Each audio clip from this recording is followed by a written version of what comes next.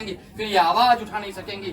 आज आपके पास मौका है, अगर आप कोई बेहतरीन तोहफा अपने बच्चों को देना चाहते हैं, अपने आने वाले नस्ल को देना चाहते हैं, तो आज आपको फैसला करना होगा कि आप मजलिस इत्तेहादुल मुस्लिमीन को हाथ थामेंगे और मजलिस इत्तेहादुल मुस्लिमीन को सपोर्ट करके उसे जिताएंगे। इंशाअल्लाह आपकी तकदीर और तस्वीर दोनों बदलेगी। क्या आप लोग साथ देंगे ना? इंशाअल्लाह।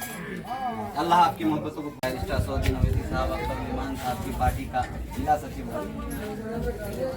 इसी के लिए आप लोगों के बीच आया हूँ। अल्हम्दुलिल्लाह आप लोगों से हम लोगों को खबरें मिल रही हैं कि आप लोग बहुत हामी हैं, मददगार हैं। आप लोगों ने वोट भी किया, आप लोग MIM के लिए जान कुर्बान करने के लिए तैयार हैं ना भाई?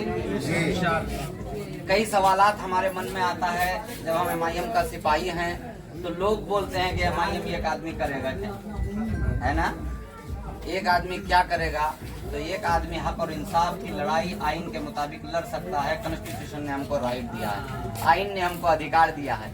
उसी आइन ने अधिकार दिया है कि एक हरिजन भी चुनाव लड़ सकता है और एक ब्राह्मण भी चुनाव लड़ सकता है, एक मुसलमान भी चुनाव लड़ सकता है, एक क्रिश्चियन भी चुनाव लड़ सकता है। लड़ सकता है कि नहीं लड़ सकता है? तो जब आइन ने हमको हक दिया है कि हम अपने हक और इंसाफ के लिए लड़ें, तो फिर एक लड़ें या 100 लड़ें या 1000 लड़ें, लड़ना तो हमें है ही। और लड़ने का जो लफ्ज आया है, जो चीज लड़ने से मिलती है वो चुप बैठने से नहीं मिलती।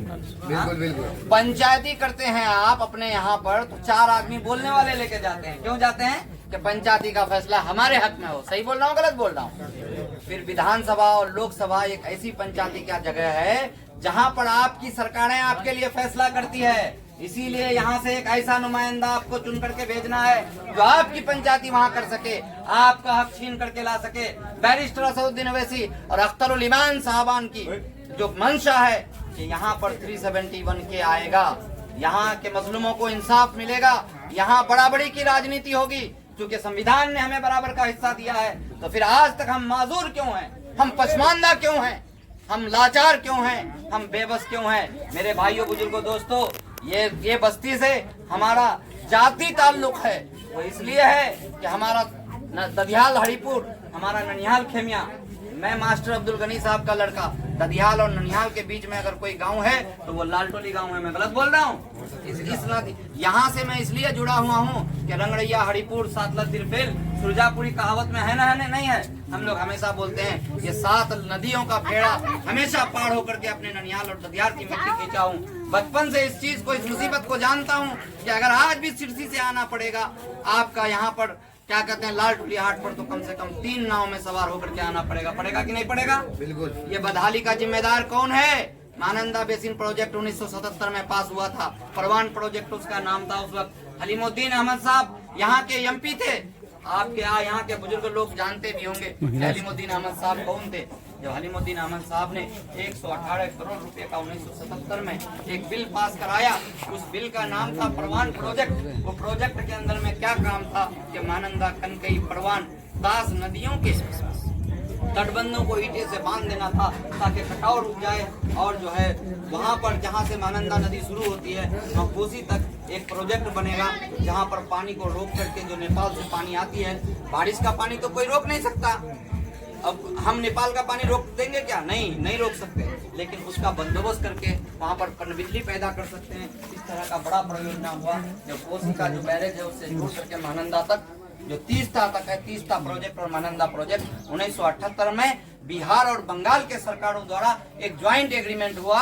वो ज्वाइंट एग्रीमेंट के द्वारा ये तय हुआ कि परवान प्रोजेक्ट बदल करके मानंदा बेसिन प्रोजेक्ट हो गया। इस मानंदा बेसिन प्रोजेक्ट के तहत जो है कोसी से लेकर के यहाँ पर 30ता तक एक ऐसा नाला बनाया जाएगा, एक ऐसी दीवार खड़ी की जाएगी कि नेपाल से जितना भी पानी आता है जब तक हमारे आकर के घरों को डुबा देता है, हमारे फसलों को बर्बाद कर देता है। हम नदी में पानी भर जाने की वजह से नदी के दोनों किनारों में बसने वाली बस्तियों की जमीनें कट जाती हैं, उनके घर कट जाते हैं। हमेशा लोग, आप रंगड़ैया हरिपुर में जो लोग रहते हैं वो लोग कम से कम कोई 10 बार, कोई 7 बार, कोई 8 बार नदी शिकस्त में आकर के आज हैरान परेशान होकर के छोटी छोटी जिनकी 4 बीघा, 5 बीघा, 10 बीघा जमीनें हैं, वो लोग लोग किसी न किसी तरह से एक छोटी सी जमीन अमोड़ में यहाँ वहाँ खरीद करके, जिसके पास पैसा है वो गुजारा वहाँ करता है, जिसके पास पैसा नहीं है तो इस पार से भाग के उस पार, उस पार से भाग के उस पार। हमारी हालत दिगरगों हो गई है। अगर महानंदा बेसिन प्रोजेक्ट बन जाता तो ये सब आज हमारी बदहाली नहीं होती ना। एक फूस का घर बनाने में कम से कम 20 से 25 हजार का खर्चा होता है, उसमें अपना बांस लगता है, अपनी मजदूरी लगती है, फिर भी 20-25 हजार रुपया रहने के लायक घर बनाने में खर्चा होता है। हर साल लाखों का जान माल का नुकसान होता है। कौन जिम्मेदार है इसके लिए? इसके लिए जिम्मेदार 40 साल कांग्रेस की हुकूमत रही कर्पूरी ठाकुर के वक्त में 1978 में यहाँ पर जो है प्रोजेक्ट पास हुआ। क्यों कांग्रेस की हुकूमत ने इस प्रोजेक्ट को पास नहीं किया? क्यों कांग्रेस की हुकूमत ने यहाँ पर जब पास हुआ 118 करोड़ रुपया, तो उस वक्त उस पैसे को लेकर के यहाँ महानंदा बेसिन प्रोजेक्ट पर क्यों नहीं काम किया? फिर देखिए 2004 में तस्लीमुद्दीन मरहूम साहब ने सेंटर से 800 करोड़ रुपए का, कितना 800 करोड़ पूरा लाल डोली मिलकर के अगर गिनना शुरू करेंगे तो सुबह से शाम तक पैसा नहीं गिन सकेंगे। इतना ज्यादा पैसा इस प्रोजेक्ट के लिए सैंक्शन किया, फिर उस प्रोजेक्ट को क्यों नहीं लाया गया?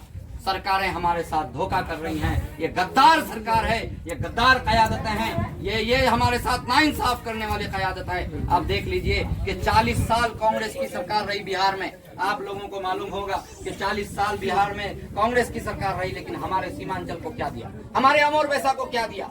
फिर उसके बाद 15 साल लालू प्रसाद का सरकार रहा। लालू प्रसाद ने जंगल राज कायम कर दिया, चारा घोटाला कर दिया। उसके बाद हमारे लिए कुछ किया? हमारे लिए कुछ नहीं किया। लालू प्रसाद ने अपनी जाहिल बीवी को मुख्यमंत्री बनाया जब चारा चोरी के घोटाले में फंसा, तो बताया कि नहीं बनाया?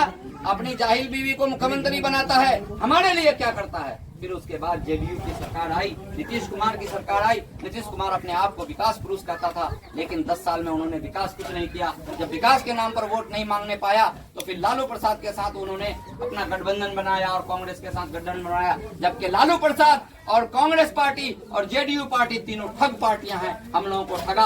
अब ये तीनों ठग एक साथ मिलकर के महागठबंधन बनाया, जो कि महाठगबंधन साबित हुआ। आपने पिछले बार कांग्रेस को वोट नहीं किया था, आपने महागठबंधन को वोट किया था ना मेरे भाइयों? मैं गलत बोल रहा हूँ? उस महागठबंधन जब बनाया तो नीतीश कुमार जी ने कहा कि मैं मिट्टी में मिल जाऊंगा, लेकिन मैं बीजेपी में नहीं जाऊंगा। कहा था कि नहीं कहा था?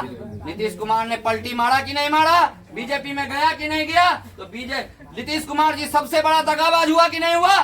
सबसे बड़ा लुटेरा हुआ कि नहीं हुआ? वो हमारे वोटों को लूट करके हमारे साथ दगा किया। बीजेपी को हराने के लिए हमने उसको वोट किया महागठबंधन के नाम पर। वो महागठबंधन साबित हुआ और वो बीजेपी की गोद में जाकर के अपनी कुर्सी बचाया। हमारे लिए 5 सालों में क्या किया? कुछ किया क्या? महानंदा बेसिन प्रोजेक्ट हुआ?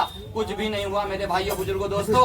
आज ये यहाँ तक हमारा मसला आया कि 3 तलाक के मसले में वो मुसलमानों के खिलाफ बीजेपी को हिमायत दिया, और फिर सीएए के मसले में मुसलमानों के खिलाफ वो उन्होंने वोट दिया। न हमारे शरीयत का तहफ्फुज़ किया, न हमारे फलाही कोई काम किया, न हमारी तरक्की का कोई काम किया, न हमको सैलाब से बचाया। और हर साल नीतीश कुमार जी जब हमारे जान माल का नुकसान होता है तो 6-6 हजार की भीख देता था। इस बार तो वो भीख भी आपको मैसर नहीं हुई। क्यों आपके साथ ये दगाबाजी नहीं हो रहा है? क्यों आपके साथ ये धोखाबाजी नहीं हो रहा है? इस दगाबाजी, धोखाबाजी, नाइंसाफी, बेबसी, लाचारी, मुफलिसी से बचाने वाला कौन?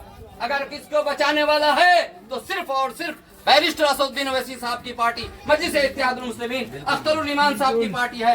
आप लोग ये ठान लीजिए, अब बीजेपी को हराने के लिए हम वोट नहीं करेंगे, अब कांग्रेस को जिताने के लिए हम वोट नहीं करेंगे, अब जेडीयू के गठबंधन को हमने वोट नहीं करेंगे, अब चारा चोर ठगी करने वाले को हम वोट नहीं करेंगे।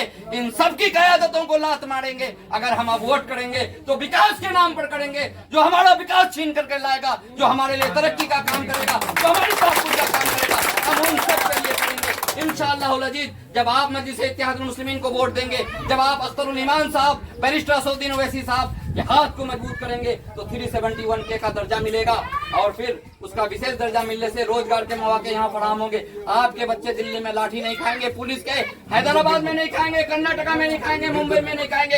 आपके बच्चे वहाँ जाकर के लाठी खाते हैं, भूख उड़ रहे हैं। आपका यहाँ हरिपुर का एक बच्चा वहाँ पर हॉस्पिटल में दम तोड़ दिया है, उसको यहाँ पर लाया गया है, आपके नजर के सामने है। भूख से वो बच्चा मर गया है, इसका जिम्मेदार नीतीश कुमार है। नीतीश कुमार इसका जिम्मेदार है। नीतीश कुमार ने हम सबको ठगा है, कांग्रेस ने हमको ठगा है, लालू प्रसाद ने हमको ठगा है। इन सिरों को, इन महापुरुषों को, इन महागद्दारों को अब हम वोट नहीं देंगे। अब सिर्फ और सिर्फ वोट देंगे तो ऐसे लोगों को देंगे जिसने हमारी लॉकडाउन के टाइम में हमारे बच्चों को खाना पहुंचाया, जिसने लॉकडाउन के बच्चों में, हम लॉकडाउन के टाइम पे हमको मेडिकल सुविधा दिया। क्यों? यहाँ हॉस्पिटल है, ये आप लोगों को मालूम है ना, लाल टोली का हॉस्पिटल। डॉक्टर आता है? नहीं। डॉक्टर आता है? क्यों? हॉस्पिटल बना करके बिल्डिंग की ठगी कर लिए नीतीश कुमार जी। आपके चेले चपेटों ने ठगी कर लिया। क्यों? कांग्रेस के नुमाइंदों ने ठगी कर लिया। क्यों? हमने बिल्डिंग क्यों बनाया था? हॉस्पिटल की जमीन हमने क्यों दिया था? इसलिए दिया था कि यहाँ के गरीब मजदूरों का इलाज हो। क्या वहाँ इलाज होता है मेरे भाइयों? क्या वहाँ दवाई मिलता है? आज कोरोना का टेस्ट कर रहे हैं, कोरोना से हमारे बच्चों को डरा रहे हैं। कोरोना का अगर कोई बच्चा मास्क पहन के नहीं जाता है तो उसको आप उनके ऊपर चार्ज लगाते हैं, उसको फाइन लगाते हैं, 1000 रुपया लेते हैं। क्या अगर किसी को कोरोना निकल जाए तो अमोन में ऑक्सीजन अवेलेबल है मेरे दोस्तों? जब आप सरकार को यह औकात नहीं है कि वहाँ वो ऑक्सीजन दे सके, तो उसको औकात ये भी नहीं है कि वो हमारा चालान काट सके। अगर वो हमारा चालान काटता है तो हमारे साथ गद्दारी करता है, हमारे साथ जुल्म करता है। इस जुल्म से अगर आपको और हमको बचना है तो मजलिस इत्तेहादुल मुस्लिमीन को, अख्तरुल ईमान साहब को और बैरिस्टर असदुद्दीन ओवैसी साहब को वोट देना है। मेरे भाइयों, ठान लीजिए, जो कौम अपने आप को नहीं बदलती है, अल्लाह भी उसे नहीं बदलता है। अगर आप और हम पहले से गलती किए हैं, हमारे बाप दादाओं ने गलती किया है, तो कांग्रेस का जुल्म, आरजेडी का जुल्म, जेडीयू का जुल्म, बीजेपी का जुल्म आज हम सह रहे हैं। और आज अगर हमने अपना गलती कर दिया, आज हमने अपना सही फैसला नहीं लिया, आज